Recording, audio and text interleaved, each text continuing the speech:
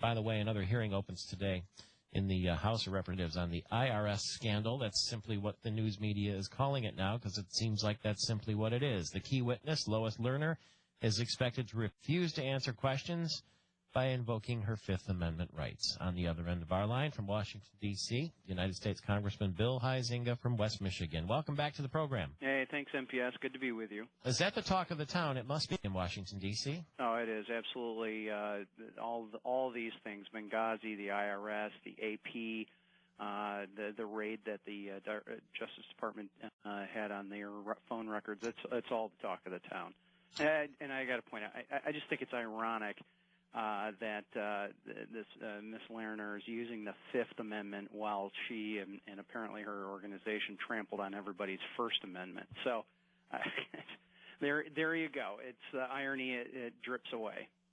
These are all independent incidents, of course, but is there something in common? Is it a culture that's cultivated? Yeah. Is it? Yeah, I mean, I think it's the pattern of behavior, and there's a lot of us that had these concerns and tried to talk about it this past election, but that I think is the frustration that so many of us have. Is it is just a pattern of not quite coming out with the truth, not just sort of shading details, all these things, and whether it was Fast and Furious, whether it's Benghazi. Certainly, as we're seeing with the IRS scandal here, this administration never wants to fess up. And you think that cue comes from the top? Oh, absolutely. I mean, it's a culture.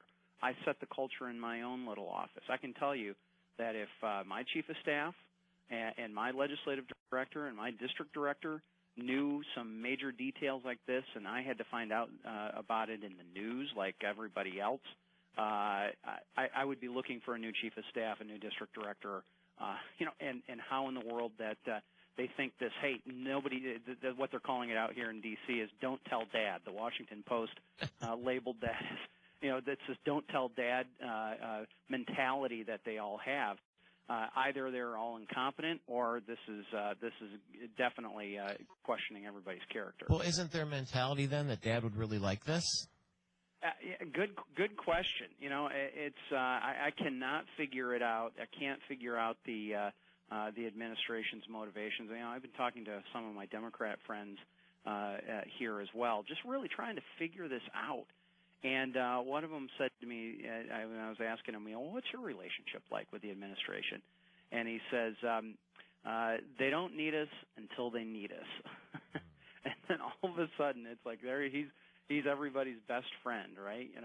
And that's the problem, is there's a lack of trust. And I've said this for the 2.5 years that I've been out here and before. There's just not a trust level that exists between the legislature and the executive branch, and it's damaging the system. A little bit closer to home, sort of. The race for United States Senate, at least the Republican race for the nomination. A lot of people, there's polling data that shows Mike Rogers would be way out in front in the primary, but we don't really think that Congressman Rogers is going to run. So that leaves the next two contenders, and they are Terry Lynn Land and Justin Amash in terms of polling data, both of them from West Michigan. Well, we got to throw a third one in there. Murray Communications had a poll out, I think it was yesterday. My mayor, Kurt Dykstra in Holland, was polling at 9%. Justin Amash was at 10%, and Terry Land, I think, was at 28 or 29. Yeah, of course, none of these people have officially declared that they're running, and the mayor is the latest to the party, of course. And I was going to ask you if you had to pick one of those three, which would it be? I think maybe you just gave a tell. If the mayor runs. Kurt's a good friend, and I just think it's interesting that as he threw out in a joke in his monologue, and if you know Kurt, he is very, very funny, a very, very smart guy. Despite him being an attorney, I really like him. He's a great guy. But Justin obviously is a new and a different, very different kind of Republican libertarian. Terry Land, you got a statewide profile. She's run statewide twice already. Terry would make a great candidate as well. So I think we got some good options, and I'm not narrowed down to any one of them at this point. And And I still think Mike would be our strongest candidate. We are heard on the Lakeshore's 92.7, the van in Holland there, Yeah, I hear about it when I go back home all the time. So we're glad we're on the van. Well, thank you. And so if there've been a number of people now who have said, yeah, I think I'm running for Senate, and then, like Pavlov's dogs, the media, including myself, we all come running and saying, oh, Mike Flanagan, the state superintendent, he wants to be a senator.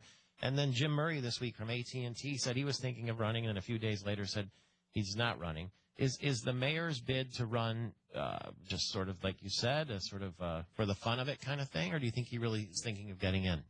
Well, I think it was a passing element. If his monologues at the governor's luncheon are always very funny, very witty, yeah. But it's gotten some people's attention outside of Kurt and outside of Holland. That as a regional candidate, that when you're testing that name ID statewide, that he would register that high. But he would make a great candidate. But he and I haven't had that conversation where it's like, okay, Kurt, are you serious? Because here's what it's going to take. So we'll see if in the next few weeks he wants to do that or not. But at the end of the day, this is very early yet, and I've been talking to some folks over on the Senate side as well, and nobody's concerned that we haven't coalesced specifically behind a candidate like the Democrats do. They do a very good job of it. They sit in the room and they go, sorry, you're not going to get it. Sorry, you're not going to get it. You're our guy this time, and we'll make it up to the rest of you later. The Republicans just don't work that way. We have maybe a slightly messier process, but it really truly is democratic. We'll let our primary voters decide. Can a West Michigan Republican beat a Detroit Democrat? Yeah, absolutely. It takes some real strategy in making sure that you're in Southeast Michigan, and that you're known there, which is one of the reasons why I think Terry would be a great candidate as well. I mean, she has been making that circuit both officially and politically for decades, and so yeah, absolutely, we can have a candidate from West Michigan who can win. Well, I'm glad you took our call, and I hope you don't get a call from the IRS, Congressman Bill Huizenga.